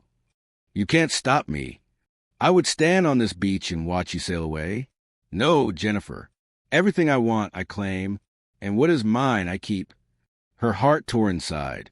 No, she would suffer when he tired of her. But before that, it would be heaven. Chaos. Desire battling with sense. Jennifer, he bent closer, brushing his lips against hers. Stay with me. Promise it now. I know you won't break your word. Tears gathered in her lashes as she shook her head. I can't. Leave me alone. It's against everything I believe. I want you to follow your heart, not your rules. Stay. No, I've decided. I'm going back to England. Frustration flashed across his face. He wasn't used to resistance, not from any woman. Why are you so stubborn? He asked later, as they stood in the courtyard at sunset. Both had changed for dinner. She wore white satin, the bodice sculpted to her figure, the skirt flowing wide and elegant, French in style. Luke, in pale linen, turned from a vase of wildflowers as she descended the stairs. His breath caught. My God, Jennifer, you're exquisite. That dress was made for you. She smiled faintly, disappointed. To him, she was still only desire. Nothing more. Over drinks. She spoke softly. Am I stubborn because I won't be your mistress? Perhaps I chose the wrong word. Reluctant might be closer. Why so reluctant to stay with me? Why does it matter so much, Luke? Is it pride? Can't you bear to fail? This isn't a game. His gaze shifted to the diamonds at her throat, the bracelet on her wrist, jewels from her Uncle Patrick. Tell me about your home in Devon. Her voice dropped. She spoke of the car, the accident, how it had taken her mother and her husband. And you weren't in the car? He pressed. No, I wasn't. It must have been a terrible shock. It took years to recover. And you were just 22, suddenly with an estate to manage. I had good people. One of them took charge while I was too broken. His eyes narrowed. You still haven't told me how you met your husband. And why must I? You've told me nothing of your life. Why should I reveal mine? She steadied her voice. We are ships passing in the night. Luke, in 2 days we'll say goodbye and never cross paths again. I won't allow it. You will not leave Friday. She turned toward the glowing horizon. He pressed closer. I'm enchanted by you, Jennifer. You're unlike any woman I've known. And I will have you. Not me. Not this time. Her voice trembled. Don't fight it, he whispered, trapping her against a marble column. I'll make you beg for more. No, she gasped, terrified of him, of herself, of the silver moonlight and the sea. He caught her, tilting her chin upward. Lost, she gave in. When his lips claimed hers, she yielded, trembling, her body betraying her. His hands roamed, urgent, until her knees weakened and her heart cried out. And then Davos appeared, announcing dinner. Luke pulled back with a mocking smile. So close, and yet so far, my love. After this, will you still have the courage to leave me? The ship was there, rocking gently on the waves, with her suitcases ready in the hall. Colette watched from the sitting room window, her heart heavy. She had managed to hold back Luke's ardor, though she had hoped in vain for the miracle that would make him fall in love with her. She was certain he found her desirable, more than any woman who had passed through his life, and she believed that with more time she might awaken in him the same love she felt. But there was a ship, and many passengers were already aboard, ferried out by launches sent by the company. She turned as Luke entered, face dark, hands clenched. Are you ready? She nodded, unable to speak at first, then found her voice. I'm ready, Luke. He kept an icy silence during the short ride. Thank you for everything, Luke. She said once he'd help with her luggage. It was very good for me. And still you want to go. You think I want to go, don't you? She shrugged but didn't answer. Another argument would only make things worse. Passengers kept boarding, cheerful and excited. It's time to say goodbye.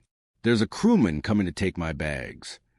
He looked around, the vein in his neck beating. He was furious at losing a battle he'd been sure he'd won. He could have won, he knew it. Never in his life had Luke felt so frustrated. You don't have to go yet. Take the last launch, he said, trying to hold her a little longer. His dark eyes burned with unsatisfied desire, still daring her to disobey him. Authoritarian man. How could she love him so much? She tore her gaze away, and a deep calm washed over her. Sunlit mountains against a Greek blue sky. Green fields split by a little stream. White houses above, a small church tower. Everything spoke of peace. Even the ship that would carry her away from this paradise and from a man she would never see again. How could she say goodbye? Luke could be hers with a single word. Hers for a few months of happiness, and then abandoned, told it was over. Yes, just as he had done to Lana. She thought of her orderly life at home, of the heavy responsibility waiting for her, and closed her eyes, wanting to die. I should go now. There's no point waiting for the last launch. She stopped when she saw him signal to a man. Later. Mrs. Maddox will go later. Very well, sir. When the last launch was being loaded, Colette walked toward it. Goodbye, Luke, and give my regard to Petros. I will. And then she was aboard. People waved and called out thanks for the help they'd received in those difficult days. Colette sat with her eyes down, determined not to look back at Luke. Why store up more pain with one last wave? She went up to the ship and, following instructions, went straight to the purser's office to give her name. They sailed before nightfall, and the rhythm of travel returned. The next stop was the island of Syros, famous for its legends and history. Theseus had died there, and Achilles had once hidden there with one of Lycomed's daughters. Colette listened with interest to the short talk given as they disembarked, but her heart wasn't in it. Now she wanted only to reach home and bury herself in work. To forget there was a man named Luke Marlis. The ship stayed 9 hours at anchor and was to depart again at 8 in the morning. Colette strolled with a young couple, but after a while she preferred to be alone and excuse herself. She wandered along the quay. The hours dragged. Just as she turned back toward the ship, she saw it. The same launch that had saved her from a fire. Luke's launch. Luke! What was he doing there? Business? Had he forgotten something, some jewel? Shaken, she could barely think. The launch drew closer to the harbor. No, she whispered, as a wild idea struck. No, he can't have come for me. Luke waved broadly. She hesitated as he jumped ashore and came toward her. Why were her legs weak? Why was her throat tight, her body trembling uncontrollably? Jennifer? He gripped her shoulders so hard it hurt. Come back, darling. I promise I won't ask anything of you. Be my guest. Stay for a while. I can't lose you. Suddenly I thought, if I'd invited you simply as my guest, you would have said yes. His hand softened. His dark eyes were very gentle now. You said something that convinced me you didn't truly want to leave. Remember? You said I only thought you wanted to go. As much as I desire you, Jennifer, I'm willing to be just your friend. Come back with me. Stay a few days at least. Colette's heart floated time. Clearly he felt something for her. Otherwise he wouldn't have come all this way, if she had a little time. But suspicion rose, and she looked up at him, fearful. Are you serious, Luke? Can I really trust you? You can trust me, Jennifer. I won't force you or even try. She still hesitated, aware of the danger. But looking into his eyes, she believed him. Will there be any difficulty? Doubt weighed on her heart again. Nothing stops you from leaving the ship, he said, surer now. I'll go aboard with you and help collect your things. Yes, all right, Luke. Is something wrong? Don't tell me you're afraid. Not after my promise. It's just, I know this isn't sensible. How long do you want me as your guest? She was plainly anxious. Luke took her hand, gently. Stay as long as you wish. And everything will be as we agreed. I promise. As long as she wished. If he learned to care for her, even a little, he already cared. He wanted her back. Perhaps the miracle would happen. She might be his last love. The sea was warm and calm. Colette and Luke came out of the water and stretched on the sand. For the last week they hadn't been apart, except at night. Colette was happy, hope warming her heart, confident the future would bring what she longed for. Luke was all kindness and attention, anticipating her every wish. Never for a moment did she suspect it could be an act, the careful plan of a conqueror with a bruised ego who refused defeat. It never crossed her mind that Luke had decided she would be his, and was behaving like a hunter drawing his prey. "Happy, sweetheart?" he asked with a smile, handing her a huge towel. "Very happy." "So am I. You know, Jennifer, I think you and I met somewhere a long time ago." He was toweling off and didn't see her shudder. Of course she meant to tell him everything. One day, when she was sure of his love and his wish to marry. But believing it didn't really matter, she had almost forgotten. He came closer and took the towel from her hands. "Turn around." She'd grown used to obeying him and turned. The towel fell to her feet. He set his hand over her breast and kissed her lightly on the forehead. The touch of those strong, sun-browned hands made her tremble. She smiled up at him, trusting. He had kissed her many times, always tenderly, never pressing for more. Colette lived in a dream, innocently waiting for the day Luke would discover he was in love with her. She had sent postcards to Maisie and to Philip and his wife, saying she decided to spend a few days on the island and giving the address. She wished she could still write to Mariel, but her friend had moved to South America with her husband, and they hadn't written for years. "All set," Luke said, handing back the towel. "You can finish drying, except with bikini covers," he added, teasing. She laughed and flushed. It felt strange to be so shy, married once and nearly 25. That evening, Petros came to invite Colette to meet his parents. He'd been surprised to see she had returned, but made no comment, though she sensed he'd drawn his own conclusions. "We'll both go," Luke decided, and Colette noticed Petros didn't look pleased. The house was large and comfortable, though not as luxurious as Luke's. It stood on a rise. The sitting room opened over a slope of great trees and an orange grove running down to the beach. The gardens, like Luke's, were full of sun and bright flowers: bougainvillea, geraniums, alamandas. Petros's mother was older than Colette expected, gray hair drawn into a severe bun, elegant in a black dress. She greeted Colette kindly, but cast a disapproving glance at her nephew, which he ignored with pride. Did she think Colette was Luke's latest mistress? No, Colette sensed she did not. Mr. Stefanos was tall and imposing, his English thickly accented.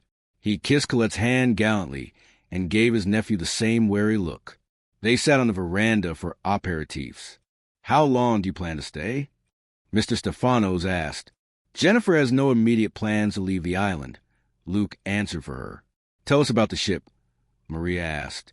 "Petros told us some, but it's more interesting to hear it from you." Colette obliged, and then the talk drifted to lighter things. Luke said little. "I should have asked you to dinner," Maria said when Luke decided it was time to go. "I didn't think of it. Perhaps tomorrow?" He smiled and said he had already reserved a table at the Kelmo's Hotel. "I think Jennifer will like it," he added. In the car, Colette asked if he truly had a reservation. "Of course. You don't think I'd lie to you?" Colette wasn't sure, and doubt crept in. When they finally pulled into the villa's courtyard, she caught an enigmatic look on his face. He stayed quiet until they said goodnight. She asked if something was wrong. He said no. Only the next morning did Colette feel she knew why. She met Petros on the beach. After a cheerful greeting, he grew anxious. At last he spoke. "Remember the young woman I mentioned? Stella, the one who lives on that little island?" She nodded silently, cold spreading through her. "The one Luke was interested in?" she asked after a moment. "She was supposed to be away 2 months. She always spends summer with friends in Athens. But she came back yesterday at noon," he said, troubled. "Jennifer, I hate the idea of you living with Luke. If you were just anyone, I wouldn't care. But you're not. What are you suggesting, Petros?"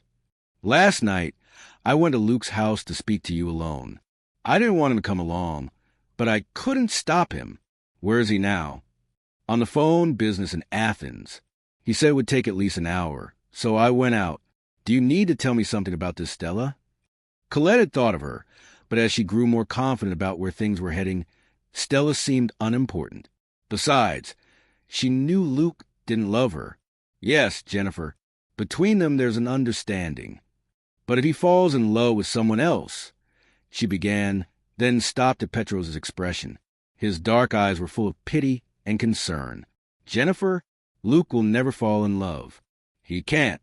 My mother and father are worried about you. They think you're a decent woman, and that Luke hasn't achieved anything with you yet. I'm sorry, but there's talk. We don't know why you came back. It's your affair. But please be careful. My mother likes you and doesn't want you hurt.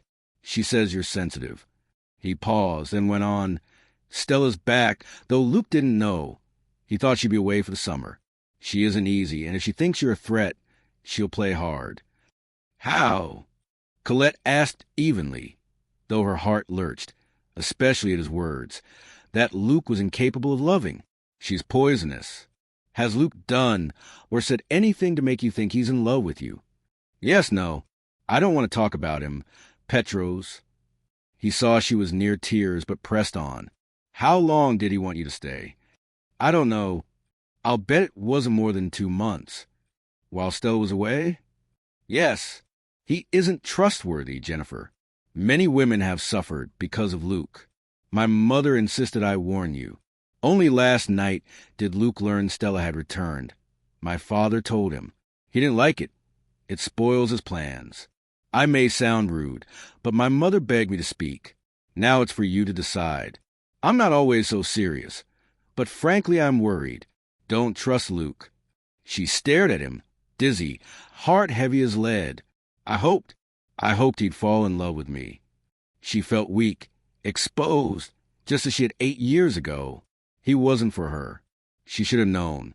She should never have let herself be persuaded to return. Petros's face darkened. "Wouldn't it be better to leave at once? He'll break your heart if you stay. I'm not being melodramatic. We know what he is and always will be, a conqueror, a womanizer. But Stella Lawgera, surely she wouldn't accept. His escapades?" Petros shrugged. "Greek women expect infidelity. They aren't married yet. She has no grounds. In any case, Luke wouldn't let Stella interfere with his life. You said she'll play hard. What could she do?" "I don't know. But Luke has never brought a guest into his house." He stopped and rephrased. "She knows his reputation. Still, he always kept his affairs off this island. Having you under his roof, well, it surprises my parents and me." Colette trembled uncontrollably. "But we're only friends. My mother believes that, and I admit we're all impressed. It isn't like Luke to want a woman simply as a guest, especially a beautiful woman like you. We all think, no, we're convinced he has a plan. Otherwise, why invite you?" Colette said nothing, but doubt took root. Petros and his parents knew Luke well, and she knew his reputation too. He wanted her desperately, and would do anything to have her. He would lie, scheme if he must. How had she not seen it? He had become the perfect gentleman, kind, attentive, tender. He had kissed her, put his arm around her, looked at her with warmth and all of a performance, paving the way for the final triumph that would mean her ruin. He would make her his mistress for 2 months, perhaps less, and then, before Stella's return, send her away without pity on the first ship. Yes, that must be the plan. Petros watched her, worried. "Will you take our advice and go? Mother asked me to say that if you decide to leave, my father will arrange everything for you." Colette shook her head, not no, but uncertain. Why did Luke still draw her? And why did life without him, after this week of happiness, feel so empty? Only now did she see how foolish she'd been. "I'll think about it, Petros," she said, on the verge of tears. "I'll let you know. If I choose to go, I'd be grateful for your father's help. I'll tell him. And Jennifer?" "Yes." "Mother says you can stay with us if you want to leave Luke's house at once. Thank her for me." Colette couldn't imagine moving into their home without telling Luke. Not that she owed him loyalty. If he had no mercy for her, she needn't worry about his pride. But for now, she wouldn't promise anything. No plans.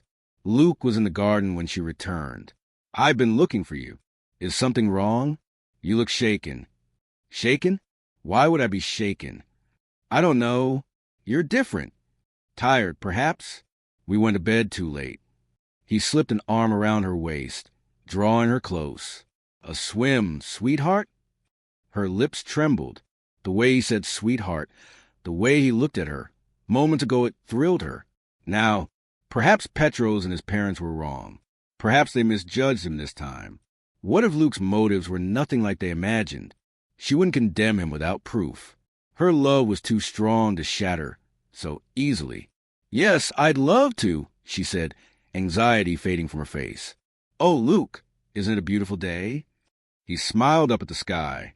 "Speaking of the sun, yes, beautiful. I'll take you to another beach. Mandrake." "Mandrake? I've heard that name. There are many Mandrakes in Greece. But Atticon's is different. We'll walk through a lovely wood, then dunes covered with grass and flowers. Nearby, there's a little restaurant with tables outdoors, shaded by vines. Their specialty is an omelet fried in butter, delicious and terribly fattening.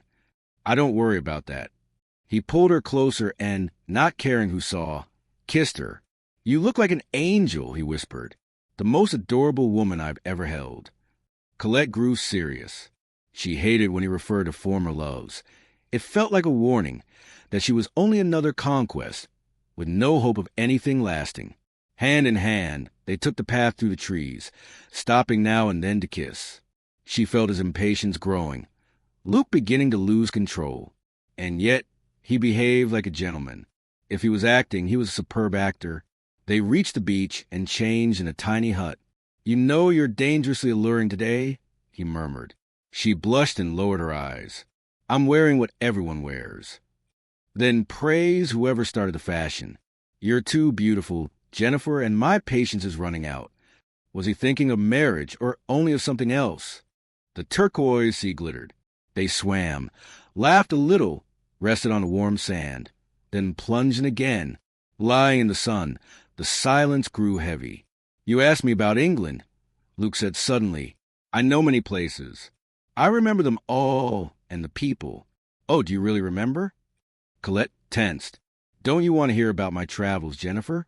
She looked away, sensing a thread of memory he was trying to catch. "Not particularly. I imagine your trips were business, and not much fun." He smiled and didn't insist. He changed course. "Where did you live before you married?"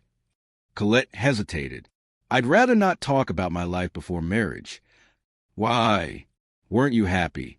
"I don't want to talk about it. Please." He studied her, surprised by the steel in her voice.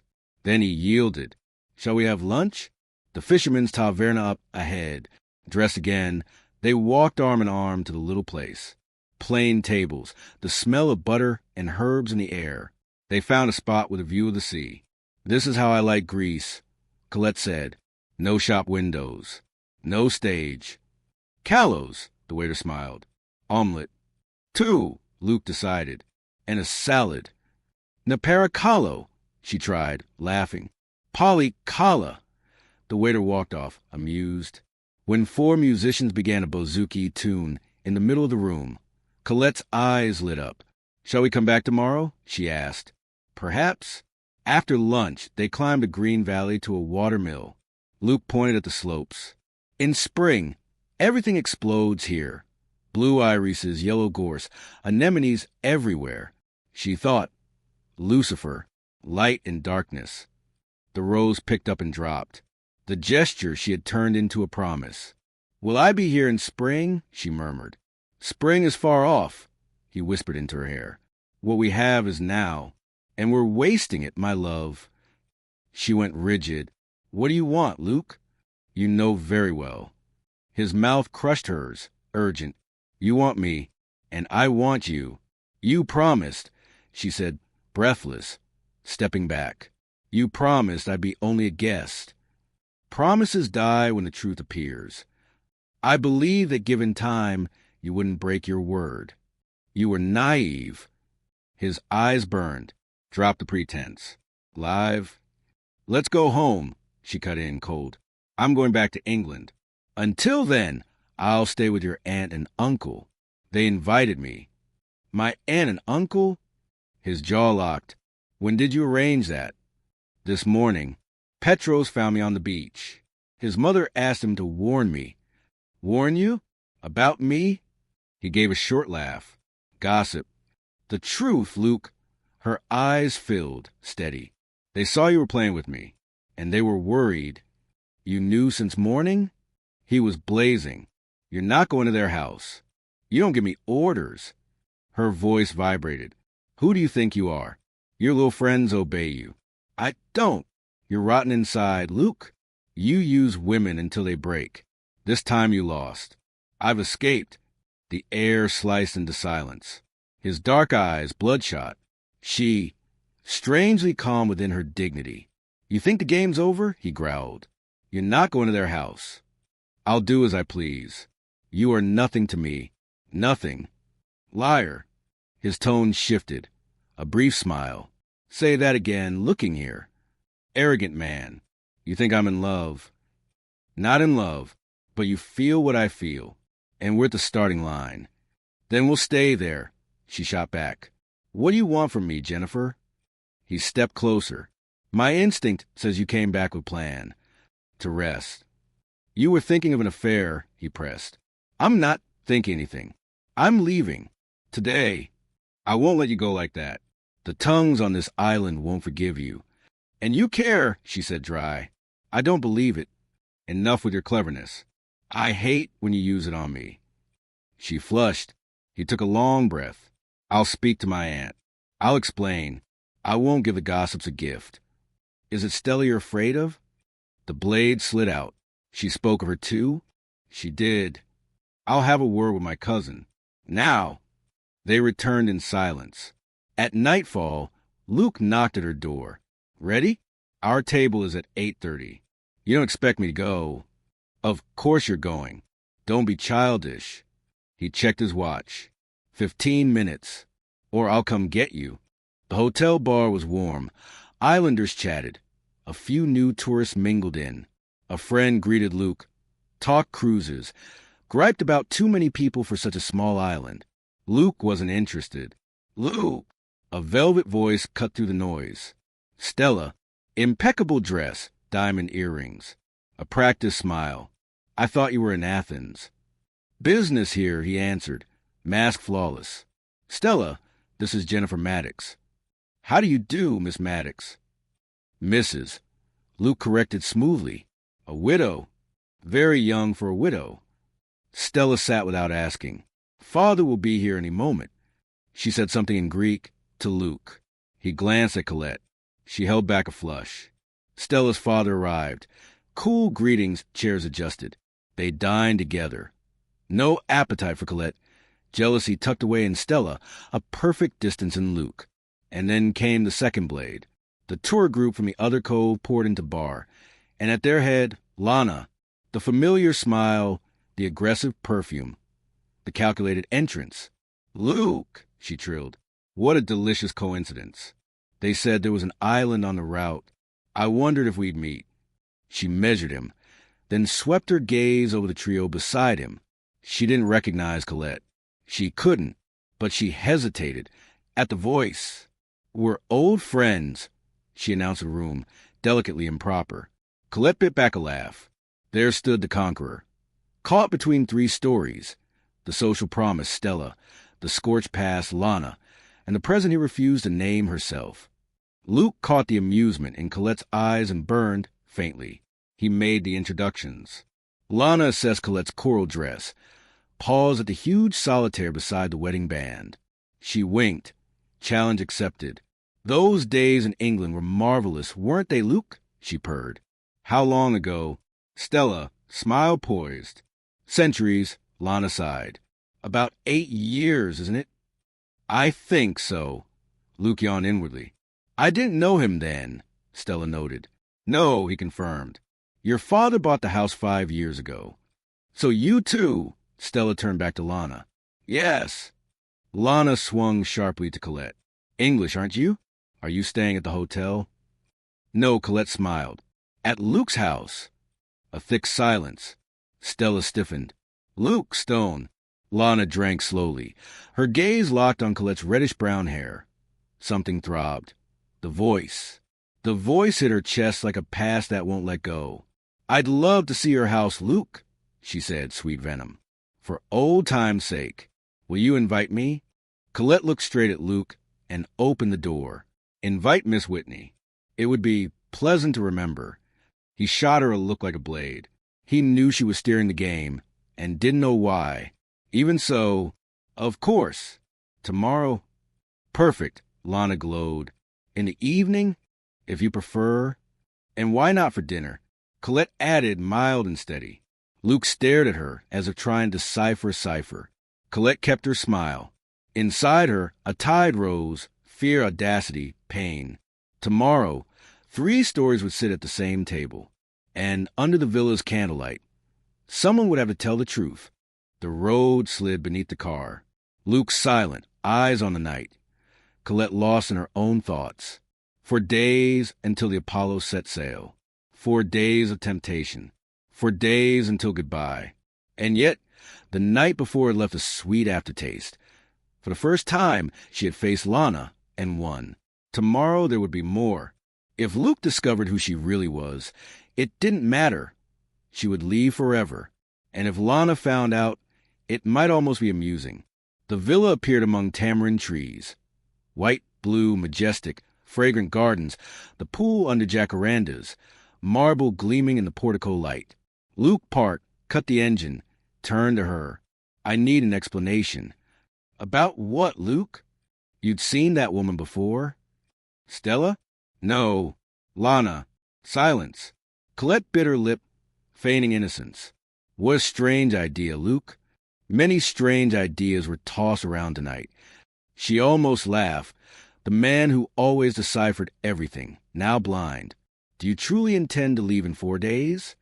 His voice brushed her hair. I can't stay forever. You could stay longer. And Stella? The name slipped out before she could stop it. Stella means nothing to me. But you spoke of marriage. I never said names. We were speaking of her. Another silence. The air grew heavy. I've decided not to marry her. Why not? It's time to sleep. His tone turned flat. Go to bed, Jennifer. He walked in first, leaving her with wet eyes and a shattered heart. Violet twilight. The moon rose, silvering the sea and garden. Colette in green muslin, emeralds against warm skin. A taxi stopped. Lana emerged flawless. Curiosity sharpened her eyes. The wind carried whispers through the palms. The night seemed drawn for secrets. How are you? Luke's voice in the hall. You won't need a wrap. I've never been to Greece, Lana smiled. Luke, that young woman, who is she? Why do you ask? Something about her feels familiar. Jennifer, from Devon, a widow, wealthy. I would remember such a woman. She paused. The voice and the hair. Colette entered lightly, smiling. You're early, Miss Whitney. Aperitifs on the terrace. Luke? If you like, Jennifer. They walked into the moonlight. Davos brought trays. The breeze was warm. Did you enjoy your day, Miss Whitney? Beach, son, it's peaceful here. Luke's house is splendid, isn't it? Colette smiled at him. His eyes narrowed. In daylight, the lawns are a spectacle. Have you been here long? Lana's voice hardened. 10 days, exactly. Do you plan to stay much longer? Colette looked at Luke, mischievous. How much longer am I staying? As long as you wish, my dear, he said, cold on the outside, burning within. Lucky me, don't you think, Miss Whitney? Very. And you, Jennifer? Luke provoked. How long do you plan to stay? I haven't decided yet. Any duties at home? Lana leaned in, sniffing for recognition. Of course. Colette set down her glass. I run an estate with an excellent steward and a household managed by a governess and 2 maids. Luke measured her. That wasn't Jennifer speaking. Now, he was certain there was a thread binding these 2 women. Your husband must have been very rich, Lana said, her words veiled in smoke. Did he die young? Or was he much older? He was under 30. Colette's gaze held steady. Some women would marry for money. I didn't. Lana flushed. Luke ended it. Let's go in. Dinner is ready. Candles, silver, crystal, roses, soft music.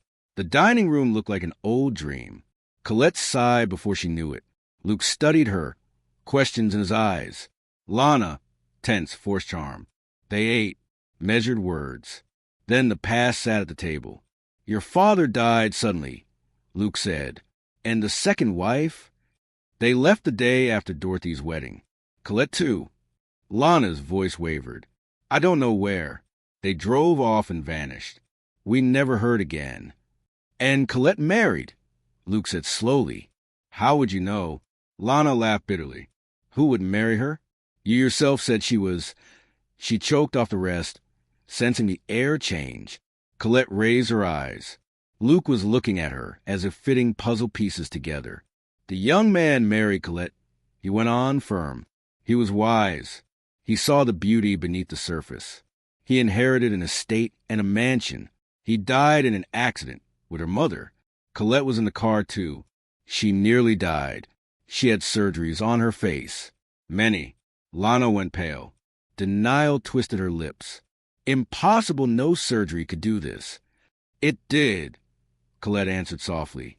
Luke never took his eyes off her. The mystery was lifting. The voice, the hair, the way she said his name. And she came to me under another name, he murmured. Tell me, Colette, why change it? I told you Jennifer didn't suit you. And that night, you asked who Jennifer was. His eyes were tender. Hers brimmed with tears. I wasn't drunk, she tried to joke, half laughing through the tears. He truly laughed then. His face opened, steel turning to light. My love, you were... She's... Colette, Lana gasped. No, she can't be. Fury burst. And this whole charade. You're her lover, aren't you, Luke? Her. Enough. His voice split the air. You're speaking of the woman I'm going to marry.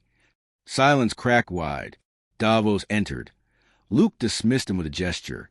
Lana shook, pointed at Colette. You invited me just to humiliate me. I hate you. Hate you. He'll never marry you, you fool. The driver will take you back to the hotel. Luke said, glacial. Miss Whitney isn't well. I don't need you. She stormed out, slamming the door. The candles flickered. The music played on. Later, the salon in half-light, his arms around her. Is it true? Colette whispered. Is it really true? How many more times do you want to hear it, my love? He spoke of the rescue, of the instant pull, of the enigma that wouldn't rest, of the voice haunting him, of the hair that lit a memory, of the certainty rising like the tide. She confessed her fragile plan, to come under another name, to hope he would love her without knowing. He admitted his guilt, the wounded hunter who pursued her out of pride, and who, without realizing, could no longer live without her. If I had become your mistress, you wouldn't have married me, she said, barely more than the breeze. I would have, Colette. He cupped her face. When a man meets his last love, the past loses its power. I would marry you anyway, but I thank God it was like this. She thought of the house, the fields, Philip and Maisie, the secret drawer, the dried rose. One day she would tell him. Not today. Today was enough. The promise spoken with the truest voice she had ever heard. Her tears came gently. She hid her face against his chest. Why are you crying, my darling? Because, she smiled through sobs. I always wanted to be your last love. And you just said now. Silly girls earn kisses, he whispered. She lifted her face. The kiss came, whole, final, absolute. Outside, the sea murmured as witness. Inside, two lives at last beat in the same rhythm.